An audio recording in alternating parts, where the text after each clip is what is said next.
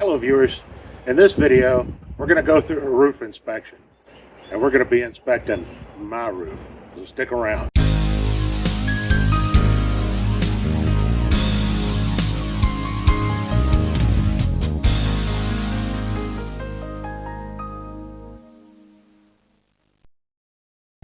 Alright, now before we go up here I got to talk about a couple of safety things.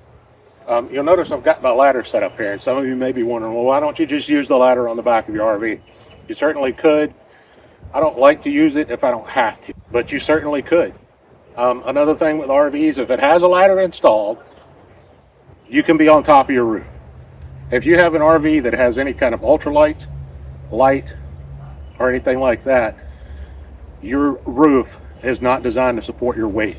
So follow your manufacturer's recommendations on being up on top of there. At the very least, as RV technicians, we will get some extra plywood and lay down, or we will build scaffolding to be able to get up so that we're not on top of your RV. Another thing with ladder safety. My RV right now is parked on a little bit of a slope. My ladder has some self-leveling feet at the bottom. Make sure your ladder is up and down. If yours doesn't have that, you might want to come up on the back where you can get your ladder level. Another thing is being up on top of your RV when it's wet. Do not go up there when your roof is wet. You want to make sure that you can dry, it can be dry. My shoes are non-slip. I bought these specifically because I knew I was going to be up on top of roofs and I don't want to fall. But make sure you're wearing non-slip shoes. Don't be up there with bare feet. Socks will help you if you just wear socks. Just be careful. Okay, you don't want to fall off of these things. Another thing while you're down here, gather some stuff to take with you. You're going to want your choice of cleaner and some rags. Maybe something to scrape with in case you find some sealant that needs to be replaced. These, no affiliation. I bought these with my own money from Harbor Freight. They come in packs. It's plastic. These are very good for working on RVs because they won't mar your finish. Some self-leveling sealant and some non-sack sealant. Again, in case you need to replace some sealant that you identify while you're up there. Again, no affiliation. I bought this with my own money. Eternabond tape. This also works. I would keep this in your RV in a pinch if you have a roof membrane tear or anything like that while you're on the road. All right.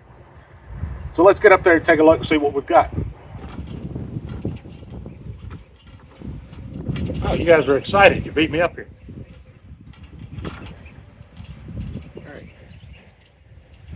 Be sure you're coming up the ladder.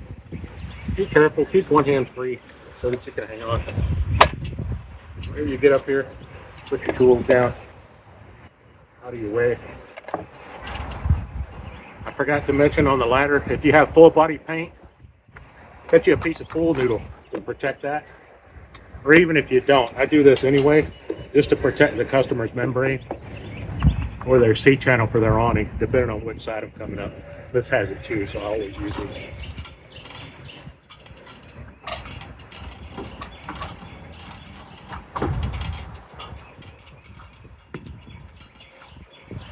Alright, now that we're up here, and you'll notice the first step I took, I kind of tested to make sure that it would hold my weight. So now that we're up here, I'm just looking around to see if there's anything that I notice right off the bat that I want to focus on. I don't see anything. My roof looks relatively clean. We cleaned it in the fall before we brought it on our last camping trip, before we brought it over here to the storage. So now we're just going to start inspecting. You want to inspect all the seals on both the front and the end cap. You want to inspect around any roof penetrations. And also, while you're up here, it's not part of the roof inspection, go ahead and knock out your AC maintenance. It'd be a lot easier than having to come up again later. So just thinking ahead. So now I'm going to take you with me. We're going to check out all of these seams here. All right, guys. So I'm up here at the front of my RV now, and we're just going to take a look at this front cap here, that seal along there. There's the radio antenna that penetrates the roof, and then here's the TV antenna that penetrates the roof. So I'm going to flip you around so you guys can see what I'm seeing, and we'll see if I identify any trouble spots. All right. So as you're going to cross here, you're going to want to make sure very carefully, lean over to the side and inspect all along that front seal.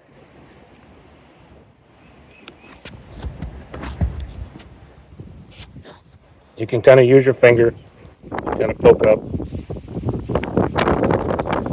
see if anything looks odd to you, just all along the side. Around the antenna, same thing.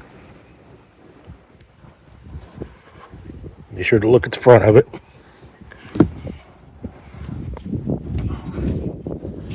All right. Well then, let's take a look at this TV antenna. Okay, that's just the shadow. I thought I might have had a little bit of a gap right there, but it was just the sun casting a shadow on that right there. You can see where the wire goes through. That looks good. My wire has kind of come undone as we've been turning this and spinning it. It used to be wrapped all around that antenna. Not so much now.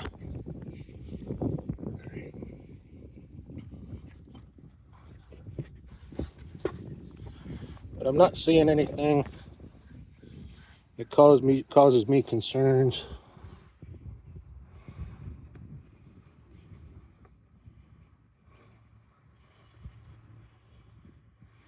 Yep, this is all looking good.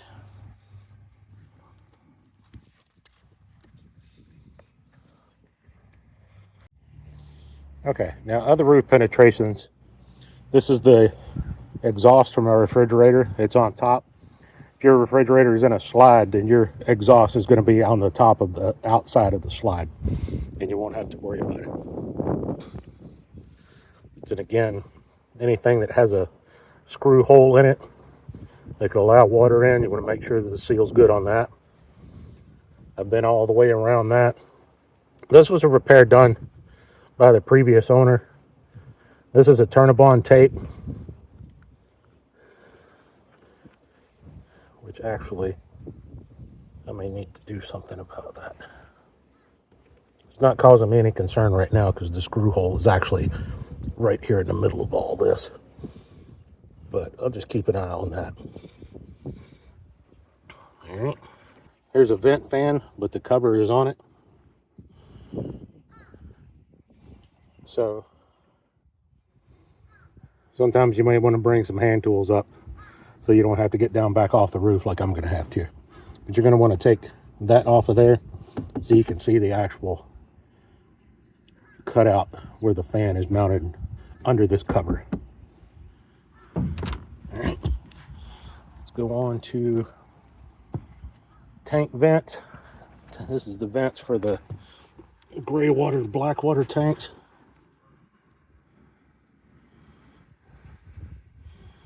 Not seeing anything that concerns me with these.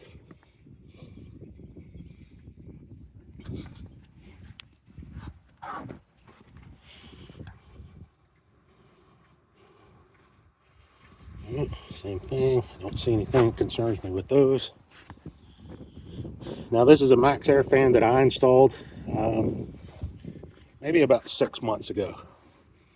So you can see the difference in the lap sealant on the skylight versus this vent fan. It's called self-leveling sealant. So as you put it on, the chemistry in it allows it to kind of spread and smooth itself out. Whoever installed that apparently used non-sag sealant. So non-sag sealant kind of stays where you put it. It's good for on the sides of a roof or anything like that.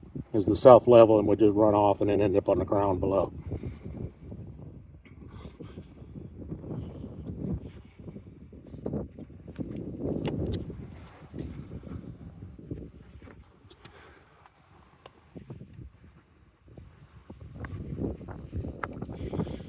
Again, I'm not seeing anything that causes me concern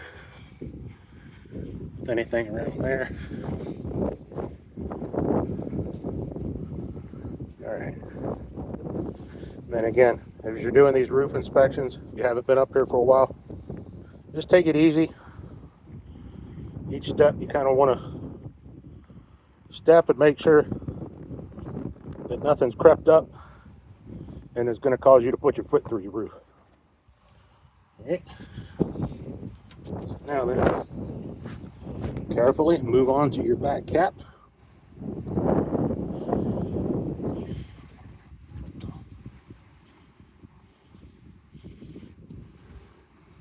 Now that sealant is kind of pudgy, I guess is a word.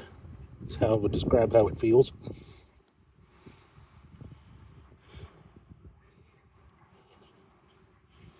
But nothing that's really causing me concern. This is looking good.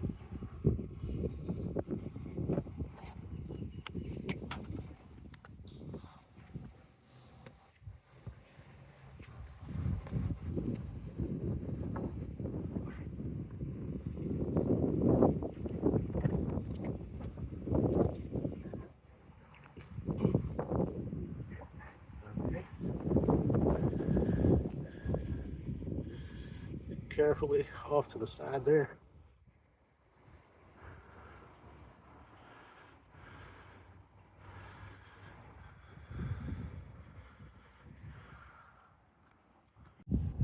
All right, so I've gone over my entire roof. I don't see anything up here that's causing me any major concerns. You'll notice I didn't necessarily check the seal where the air conditioner meets the roof. That's because the air conditioners are mounted from below with 4 screws that pull it down, and then there's a foam seal that's under there. If an air conditioner is leaking, you're going to notice it right off when it's raining from inside, because you're going to get water coming right down through that plenum space into your RV. Unless you have one of the higher end rigs that you don't see the plenum from inside. I've been inside a couple of those. They're strictly ducted. So those you would want to get an rvtech to especially look at your air conditioner seal. You're also going to want to pay specific attention to the health of your RV membrane. If you have any punctures or little tears or little rips or anything in it like that, that turn-a-bond tape that I showed you will work wonders for that. But you're going to need to get that addressed, because you may have ended up with some water into the plywood that's underneath your membrane. All right, guys, real quick, I was talking about the ladders that will let you know if it's safe to be up on your RV or not. 2 travel trailers, this one and that one, and a 5th wheel right there. And if you'll notice, the 5th wheel, he's got a ladder on the back of his. His is good to go, so he can be up on that roof. This travel trailer here, don't know if you can see it or not right there, but it says it's a Forest River Vibe Extreme Light. So again, anything that says ultralight, light, you don't want to be up there. You'll notice there's no ladder on the back of it. It has a really sloped roof that looks like it needs inspection. You don't want to be up on top of that one. As an RV tech with the slope on that roof, I would need to build some kind of scaffolding or something on the side to even be able to get up there. The one here that's right next to me, there's no ladder on the back. I don't see that it says ultralight or anything like that, but the lack of the ladder tells me that this one is not designed for you to be up on the roof. This roof is flat enough that I would be able to put down a big piece of plywood and spread the weight across several, beams that are in the roof that are kind of thin, and that would make it so that you could be up on top of the roof. You wouldn't be able to stand. You would have to lay on that roof the whole time. But that's how you would do that one. Mine is a Class A motorhome.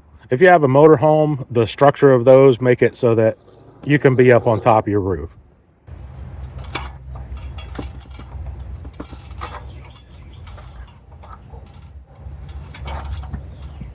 You guys were as anxious to get down as I was. And there you have it. You should be doing roof inspections at least twice a year. And after any storm or long trip, or if you suspect there's a problem. So make sure you're inspecting your roof. If you have found this video helpful, make sure to like, subscribe, and leave some comments below if you've ever done a roof inspection and found something odd or found something on your roof that you want to talk about or need clarification on. Thanks.